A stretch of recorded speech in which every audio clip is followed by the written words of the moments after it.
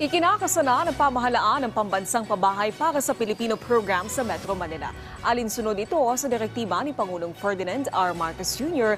na magkaroon ng sariling bahay ang bawat pamilyang Pilipino. Ang sentro ng balita mula kay Patrick De Jesus.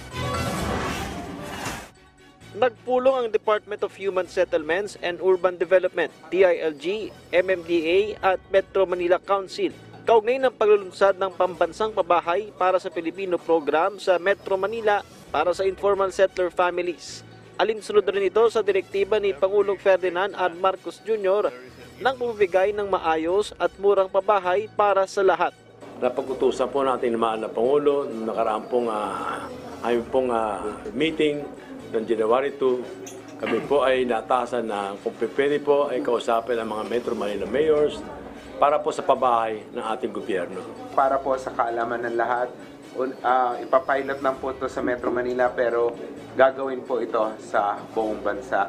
Layo na naging pagpupulong na hingi ng tulong ng mga lokal na pamahalaan sa National Capital Region para sa implementasyon ng programa. Kabilang narito ang pagtukoy ng staging areas at pansamantalang lilipatan ng mga ISF habang itinatayo ang mga pabahay na target tapusin sa loob ng 1 hanggang 2 taon.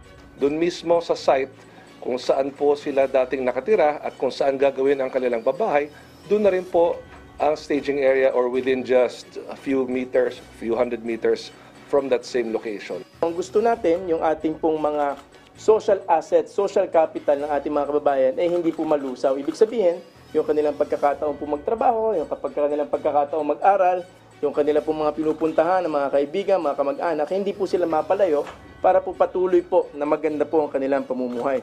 Pinag-aaralan bilang pansamantalang relokasyon ang mga bakanting lupa na pagmamay-ari ng gobyerno o iba pang idle land kung saan bibigyan ng insentibo ang mga private owner nito. Under the law, basta isang property ay walang development, nagbabayad ng idle tax yan. Ang ginawa namin, one of the exceptions para hindi ka magbayad kung gagamitin ng gobyerno yan, exempted ka. So hindi siya nagbabayad ng tax, kapalit ito ay temporarily gagamitin namin staging area. Pwedeng magawa ito ng LGU.